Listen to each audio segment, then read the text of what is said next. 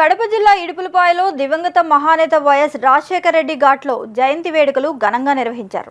జగన్మోహన్ రెడ్డి దంపతులతో పాటు తల్లి విజయమ్మ, వైసీపీ కార్యకర్తలు పాల్గొన్నారు. జగన్ ఏ కార్యక్రమాన్ని తలపెట్టినా తన తండ్రి ఘాట్ వద్ద నుంచే మొదలుపెట్టడం ఆయనకి ఆనవాయితీగా వస్తుందనే చెప్పాలి.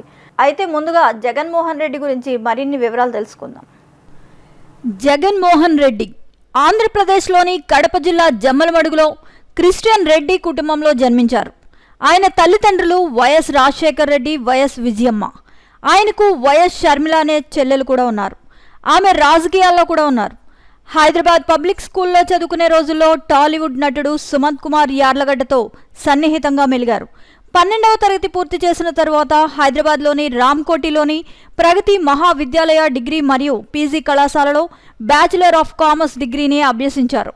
1996 ఆగస్టు 28న జగన్మోహన్ రెడ్డి భారతితో వివాహ బంధంతో ఒక్కటయ్యారు. ఈ జంటకు 2 కుమార్తెలు ఉన్నారు. పెద్ద కుమార్తె లండన్లో అండర్ గ్రాడ్యుయేట్ చదువుతున్నారు. సెప్టెంబర్ 2009లో తన తండ్రి మరణించిన తర్వాత అతను తన తండ్రి రాజకీయ వారసత్వాన్ని కొనసాగించాలని లక్ష్యంగా పెట్టుకున్నారు. కానీ అది అంతా వీజీ కాలేదు. అడుగడుగునా ఎదురు దెబ్బలు, కుట్రలు, కుతంత్రాలతో విసిగిపోయిన జగన్మోహన్ రెడ్డి ముందుగా ప్రజల్లోకి వెళ్లాలని నిర్ణయించుకున్నారు. తన తండ్రి మరణించిన 6 నెలల తర్వాత అతను తన తండ్రి మరణ వార్త విని ఆత్మహత్య చేసుకున్న లేదా ఆరోగ్య సమస్యలను ఎదుర్కొన్న వారి కుటుంబాలను పరామర్శించడానికి ముందుగా హామీ ఇచ్చినట్లుగా సంతాపయాత్రను ప్రారంభించాడు. కాంగ్రెస్ పార్టీ కేంద్ర నాయకత్వం టూర్ ఆపేయమని చెప్పిందని, అయితే అది తన వ్యక్తిగత విషయమని తేల్చి చెప్పేశారు. దీంతో ఆయనకు పార్టీ హైకమాండ్కు మధ్య విభేదాలు తలెత్తాయి.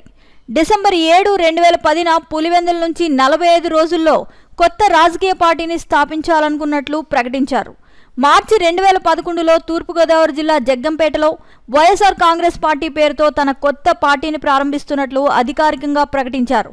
ఆ తర్వాత కడప జిల్లాలో జరిగిన ఉప ఎన్నికల్లో ఆయన పార్టీ పాల్గొని దాదాపు అన్ని స్థానాలను కైవసం చేసుకుని అఖండ విజయం సాధించింది.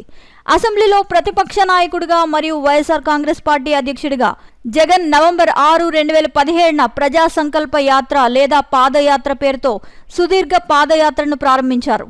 ఈ యాత్ర 3000 కిలోమీటర్లు ప్రయాణం ప్రారంభమైంది. ఇడుపులపాయ, కడప జిల్లా. ఇది 430 రోజుల పాటు కొనసాగింది. రాష్ట్ర వ్యాప్తంగా 125 అసెంబ్లీ నియోజకవర్గాల మీదుగా ఆయన్ను తీసుకువెళ్లి జనవరి 9, 2019ని ముగిసింది. ఈ పాదయాత్రకు వైఎస్ఆర్ కాంగ్రెస్ పార్టీ రావాలి జగన్, కావాలి జగన్ అనే నినాదాన్ని కలిగి ఉంది. అంటే మాకు జగన్ కావాలి, జగన్ రావాలి అంటూ సాగింది. 2018 అక్టోబర్ 25న విశాఖపట్నం ఎయిర్పోర్ట్లోని విఐపి లాంజ్లో కోడిపందాల కత్తితో దాడి జరిగింది. దీంతో అతని భుజంపై గాయం ఏర్పడి శస్త్రచికిత్స కూడా చేయాల్సి వచ్చింది. 2019 ఏప్రిల్, మే నెలలో జరిగిన జాతీయ, రాష్ట్ర ఎన్నికల్లో ఆంధ్రప్రదేశ్లో వైఎస్ఆర్ కాంగ్రెస్ పార్టీ అఖండ విజయం సాధించింది. 175 అసెంబ్లీ స్థానాలకు గాను 151 స్థానాలు, 25 లోక్సభ స్థానాలకు గాను 22 స్థానాలు కైవసం చేసుకున్నారు. దీంతో 2019 మే 30న జగన్ ముఖ్యమంత్రిగా బాధ్యతలు చేపట్టారు. ఆయన ముఖ్యమంత్రిగా ఉన్న కాలంలో జగన్ అమ్మ ఒడి, నవరత్నాలు వంటి అనేక సంక్షేమ కార్యక్రమాల్లో చెప్పుకోదగ్గది.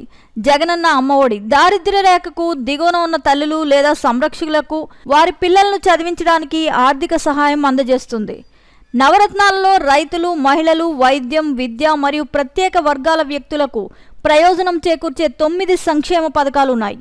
ఇచ్చిన మాట ప్రకారం 90% హామీలను నెరవేర్చిన ఏకైక సీఎం జగన్మోహన్ రెడ్డి అనడంలో అతిశయోక్తి లేదు. 2014 టీడీపీ ప్రభుత్వం ప్రతిపాదించిన అమరావతిలో కొత్త రాజధాని ప్రణాళికలను విరమించుకోవడం ఆయన తీసుకున్న ఒక ముఖ్యమైన నిర్ణయం. బదులుగా న్యాయ వ్యవస్థ, పరిపాలన మరియు శాసనసభకు 3 వేర్వేరు రాజధానులను సూచించారు: కర్నూలు, అమరావతి మరియు విశాఖపట్నం. అయితే ఈ ప్రతిపాదనకు అమరావతి రైతుల నుంచి విస్తృత నిరసనలకు దారితీసింది.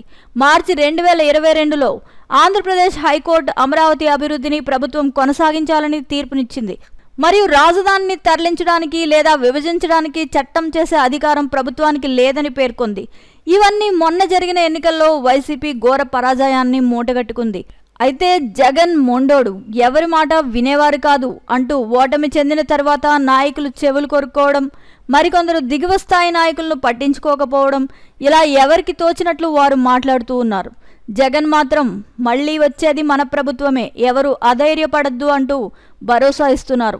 ఏమో జగన్ మదిలో ఏముందో. మరిన్ని అప్డేట్స్ కోసం please subscribe our channel VST news.